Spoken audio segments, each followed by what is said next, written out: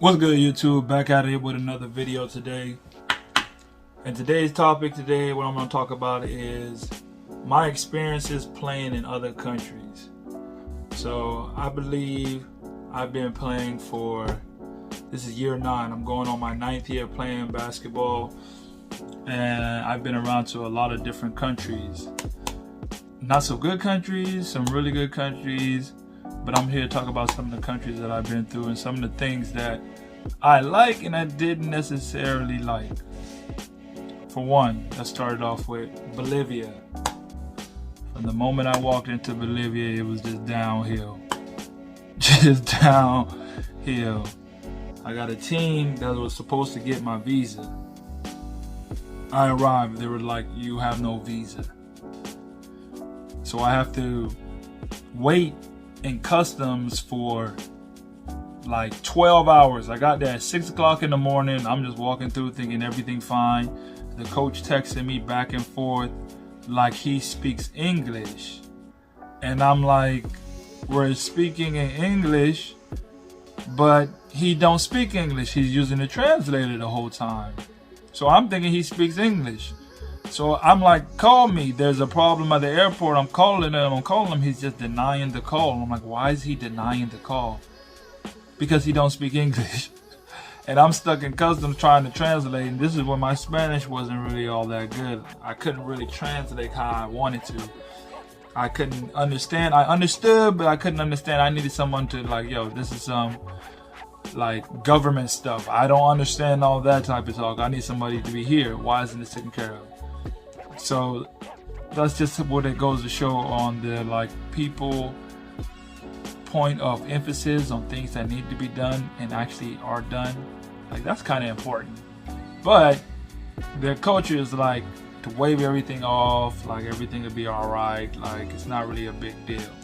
So it's not very, how can I say, structured. At least with the team I was on, the situation I was on. I can't speak on anybody else's situation because somebody said they can go there with a whole different team and have a whole different experience. I'm just talking about my experience. What I went through. Because the moment I got there, it was just like in the customs for literally 12 hours. 12 hours I was there, and I was like, didn't even think they was going to get the situation handled. But thank God they did. Get there. City's mad small. It's like when you get to see how other people live, like you understand why they act the way they do. I'm talking about the whole country. Like, you ever been in a place where there's no straight roads and tried to travel? I don't think you ever been in a place where there's no straight roads. The convenience of a straight road on a travel is like so like ungratified enough, because the turn here, turn there, up a hill, down a hill, like traveling like that continuously, like it's just horrible. You can't sleep because every time they turn, you're jerking the vehicle this way or jerking it this way. The bus is going this way, the bus is going that way. And you got people that's literally living like in mountains, like look like you go 50 miles and then you just see a house, and then you go like another 50 miles and then there's the town, and it's like there are no cars here. There's no cars there. You don't see no truck. How you just see people walking down the road, and it's like desert road. Like I'm like, I miss America.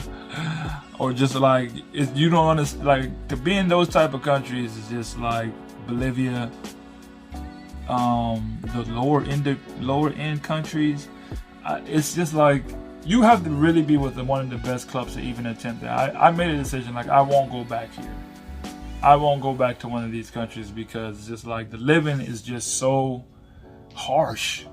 And I'm like, this is not how anyone should be even living, yet alone playing in leagues. And it's like you're not gonna get what you really want. This is not it. At least for me, it was not it. So like Bolivia, it was just a harsh living, I would say. For me, I'm good. Then we go on to Ecuador. Ecuador is not so bad, but it's down there too. Like, it's very cheap. Like, taxis like max are $1.50. At least that's when I was there. That's what it was. They're very cheap. Everything, the food, the living is like extremely cheap. But then so is the country for the most part. Even like the city is like fairly run down. And these South American countries, when you literally go around them and you started really seeing how people live, you just wouldn't understand like what they have to go through just to be in these situations. Like, Ecuador was alright. It had like a couple cities or whatever. It wasn't that bad. They had my city that I stayed in. I can't remember the name of it, but there was things to do, malls and stuff like that. It was a little bit more modern on that aspect. But then it's just like, I remember that was during the time that my grandma died, and I had to fly back to bury her. And on my way back, at the time, my ex-wife was with my daughter, who was like 5 months. She was like 4 or 5 months and got robbed on the street while walking with my daughter that's like 5 months. And it's just like, geez, y'all robbing baby strollers out here? Like, it was like literally just got robbed, stole like the iPhone and iWatch. I don't think she had any money in there at the time, but it's just like, I was gone for like 2 days. She got robbed. Dude just pulled out a knife, like, give me your bag. Took the baby's bag, like the baby's diaper bag. I wouldn't go for a diaper bag. I wouldn't think that would be the thing that would make me want to stay and see what you got. It's pink, and it's looked like it's a diaper bag. I don't know. I'm not the one who stole it. I don't understand why they stole it like that, but it is what it is. Happened. Some of the other countries that I would say I enjoy playing at in South America, like Argentina, Buenos Aires. I don't even think there's really much to say about Buenos Aires, because it's just such one of those wonders of a city, and it's just immaculate. All tourist attraction, the people there talking their Castellano, which is so much different than the other countries. But once you have a few Argentinian coaches, you understand what they're saying. Basketball is a universal language, so I understand everything when it comes to that. And then I already spoke about Chile. Played there 6 years. I already spoke on that. I made a video about that already, living in Chile, because I've been here the most. Colombia was dope. I played in Colombia 3 seasons, and I was out there playing for I played for Tyrones. They don't exist anymore. It was just like a startup team. But after that, I played for Piratas. I won the championship there with them. And then I played for Bucaros. We won a championship there too. And they had a pretty good city. And when I was playing for Piratas, it was like in the capital. So you're like downtown Bogota, like in the city. So there was plenty to do, but even though it's like there's plenty to do, I'm so enwrapped in basketball and practice and training and therapy. You don't really get to go out that much. You might find you 1 or 2 spots that's close to you that you can get to, within your time limit, and then you're right back to the house because you got practice in the morning. You're gonna need to sleep. You're not just gonna be up running around all night. Some guys, I don't know, I'm just talking about me. I ain't gonna talk about what the next man do. I'm just talking about what I do. DR it's just a tourist attraction. Guys go down to DR just to play for the tourist attraction. It's just like every time it's always in the summer. Everybody's always there for vacation. So even the guys who come to play are pretty much there for vacation. I don't think there's any guy that goes to DR and just takes it like completely serious. Like, oh yeah. They be like, oh yeah, I'm going to DR. I'm about to have some fun. Immediately. They wait for like the fall season to really play. It's like, oh, I just go on to DR to just get some money real quick and have a good time. That's what DR is. Every hooper that go to play in DR, that's pretty much what it is. Unless they're playing in the other leagues, DR is just a fun time for them in the summer. paid vacation, pretty much. But if you go out there and lose 2 games, you're going home. They don't play about that. 2 games, you're done. Out of there. Then what else? I played in Mexico. Mexico is fire. It's hot, but Mexico is fire. And I haven't even been to like Cancun and like the capital, Mexico City. Like, there's a lot of places I haven't been to Mexico. That's just how big it is. But there's a lot of places I have been to Mexico. And every time I went to Mexico, I always had a good time, or it was always alright to me. Like, I never had a problem playing in Mexico. Like, it was always cool. It was a good place. It was always a good city. I played for Nogales. That was like right on the border of Arizona at the time. So that was a good time. And I was young then, like 24. So I was having fun. I can't even remember the Hermosillo. I think it was the team that I played for. I don't even remember. It was like 4 years ago. But even that city was a pretty good city. It was real nice. Like, Mexico has a lot of good places. Like, Mexico is dangerous. Don't get it twisted. Mexico is very dangerous. If you go in the wrong place, like in Nogales, when it got to like 10 o'clock, you better be inside the house. If you are not inside at 10 o'clock, I feel for you, because those police are out, masked up, guns up, ready, and they want to know what you got. And they're going to get what you got. So you better not be on the streets of Mexico, at least in the border towns. I don't know about Tijuana, probably in Tijuana, but I know in Nogales, because so much drugs is being passed through there, man, they own it.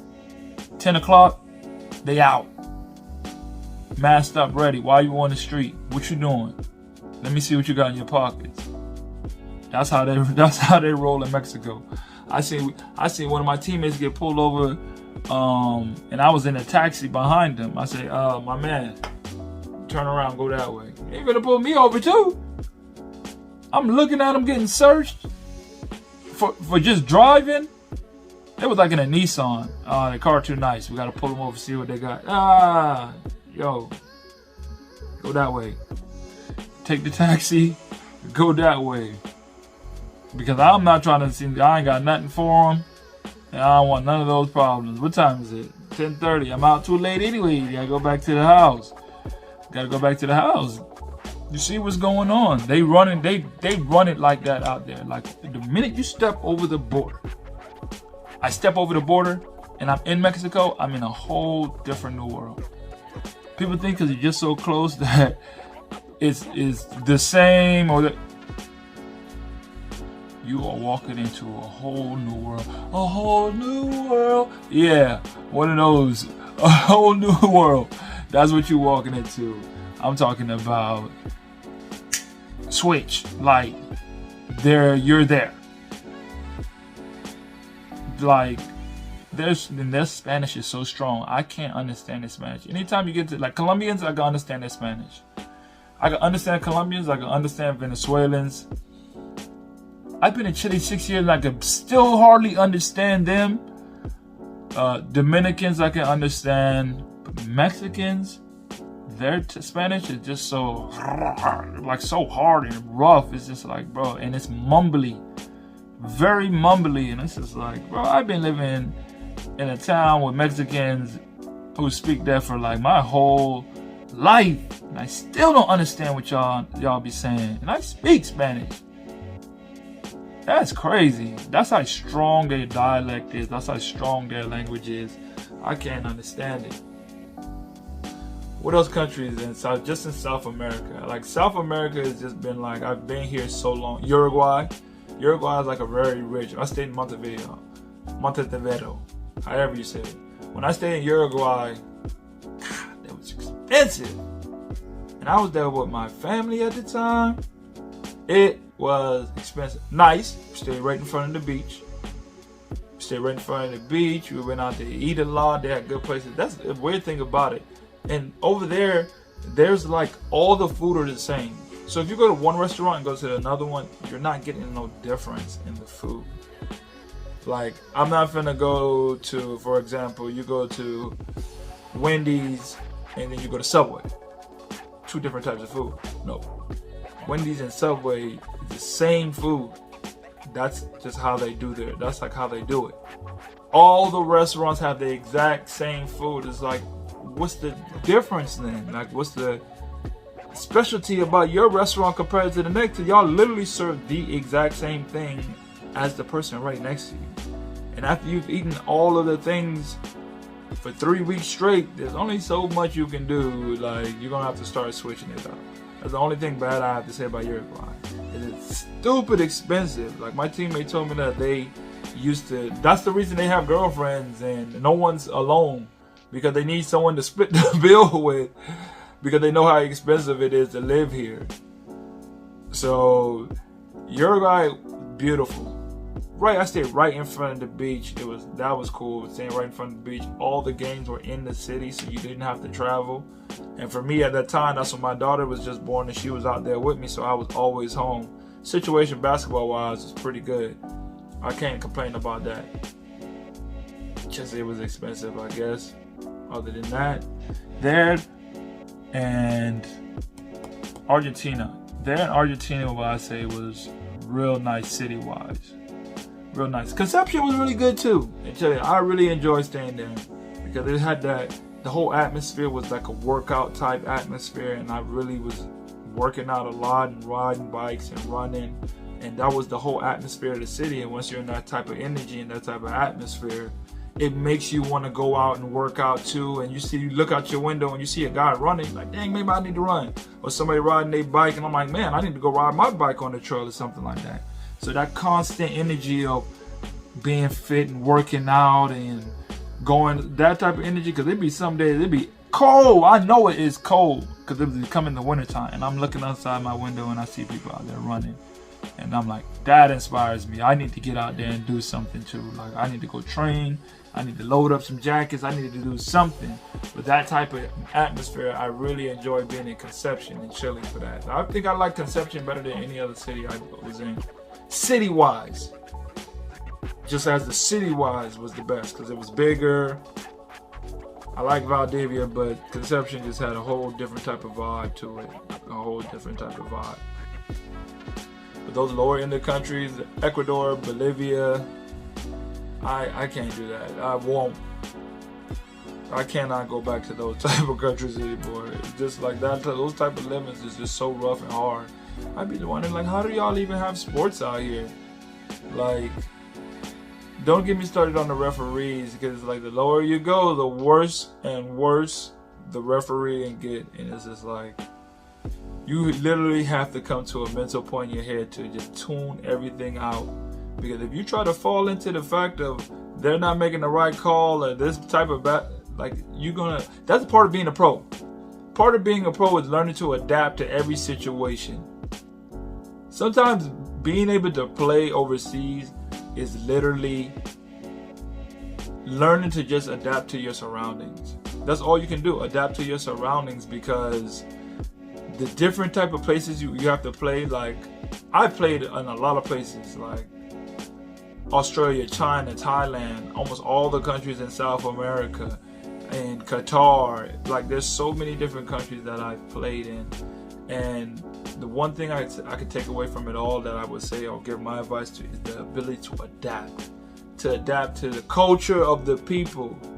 That is one of the biggest things, adapting to the culture of the people, so you can be able to even stand, like, be able to survive in their culture, because you're going to absorb a whole new culture. Like when I went to Saudi Arabia for the first time and I seen everybody wearing the turban, everybody masked up with all, I'm looking like, yo, what's going on? Because my mindset is like, yo, this is something, but that's just natural life. And you have to be adjusted to that. Like, you have to get adjusted to that quick. You got to get adjusted to how they play, their own form of basketball, their own form of communication. Something you might feel is mad disrespectful, or something to them is mad disrespectful you don't even know, because that's just the way they're wired, and you're not even wired like that. So it's a lot.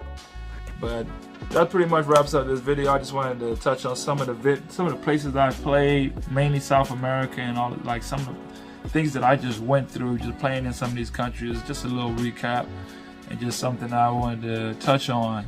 I know I got a lot more places to play at. I'm shooting for Japan. That's definitely where I'm trying to land, in that type of market, to play in Japan. And then I'll let y'all know about that. See how that is. I'll talk about more about the ones that I like playing in the most, because I could talk about those all day. Like China is definitely the place I love. Country-wise, I'm gonna make my own video, a whole video on just China alone, because I could talk about China and just how great of an opportunity. It's just a different world that we just never knew about that exists. For me. Till next time. Bye.